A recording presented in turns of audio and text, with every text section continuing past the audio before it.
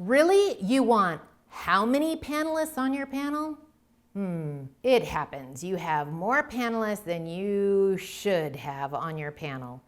My name is Kristen Arnold, and I am a master facilitator and a leading authority on moderating panel discussions. And I will tell you, if you have more than 5 people on your panel, you have a party, not a panel discussion.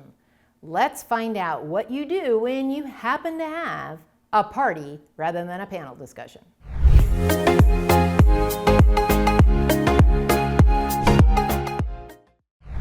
You know, you could just throw your hands up in the air and say, oh my gosh, I have 6, 7, 8, 9. I've even seen a panel that had 12 panelists on it. You could throw your hands up and go, oh well, it is what it is. If you do the math, it's not pretty.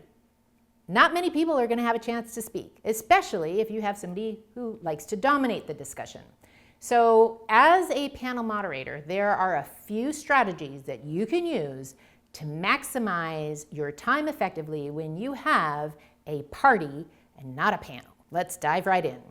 First thing you can do is dispense with the introductions. I don't like long introductions anyway. You've got a PowerPoint that has their name, their picture, their title. Their information is in the promotional material. It's in the meeting app. Dispense with the introductions.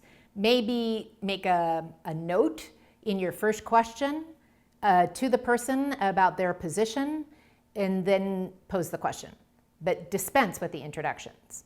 Next thing you can do is coach your panelists to be concise. Like, impress on them the importance of them having concise stories, concise examples, concise statistics.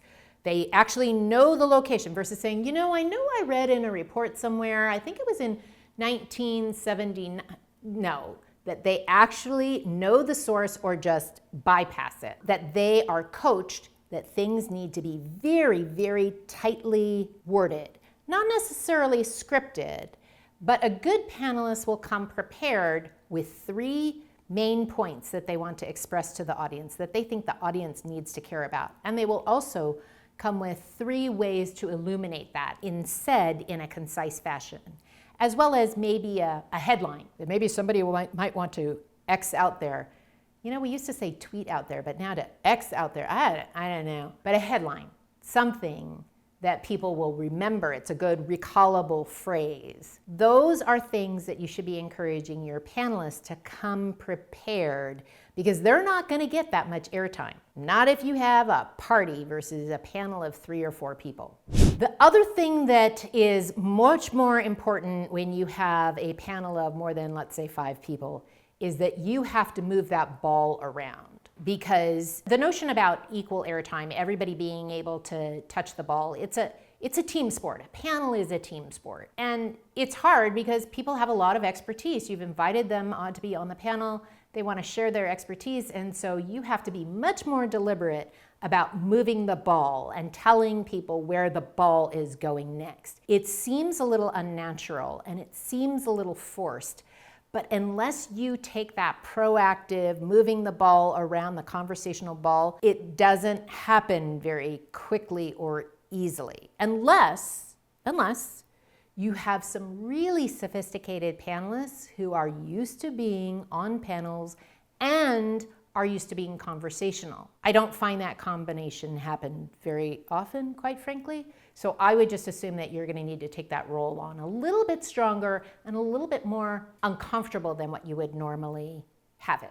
Okay, so let's take a moment here. I've just given you 3 ideas about what to do when you have a party and not a panel discussion. I hope you got a couple of ideas. Maybe you might want to put your ideas, or if you heard a good idea, in the comments below. That would be awesome.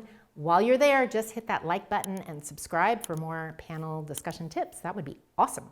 Especially when you have too many panelists, I love to use a lightning round.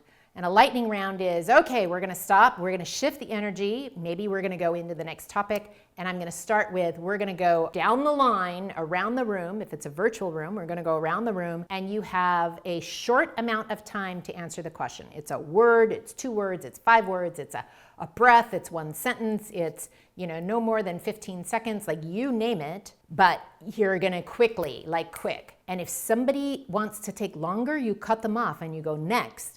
You do not have time in a lightning round to let people disrespect your ground rules, quite frankly. Once you do that once, they know that they have to pay attention to you. So a lightning round is a very quick way of going down the line, and now you've heard from everybody. You could also take a rapid fire poll. Now that poll could be, we're gonna go down the line, do you agree, disagree? Agree, disagree. That's one way that you could do it. Personally, I like my hand signals. I agree, I disagree. Agree, disagree. On a count of 3, how many of you agree with this statement? Agree, disagree. Make sure that you pick a statement that people are gonna disagree with. Nothing's more boring than a panel where everybody goes, yes, I agree. Okay, well, let's move on to the next question, because if we all agree, next, makes no sense to me. Anyway, make sure that you've got a good question where there's some variety of opinion. You know, one of the things that I've seen that works really well, especially with a long line of panelists, is to use the improv technique. Now, you can't do this with really serious executives, but honestly, you could if you've got like the right kind of people on your panel. I don't know, but I love this technique. It's called the improv technique, and it works really, really well when you have a long line of panelists. Is you start with a question like disruption in our industry is, and you start with one panelist, and then when you hit go, it has to go to the next panelist. And the next panelist has to say yes and. So they're adding on to the conversation. Or they can say, and this isn't part of the improv rules, they can say yes, but you can only have 2 in a line of 10, let's say. So not everybody can say yes, but. So you get to play around with your own ground rules.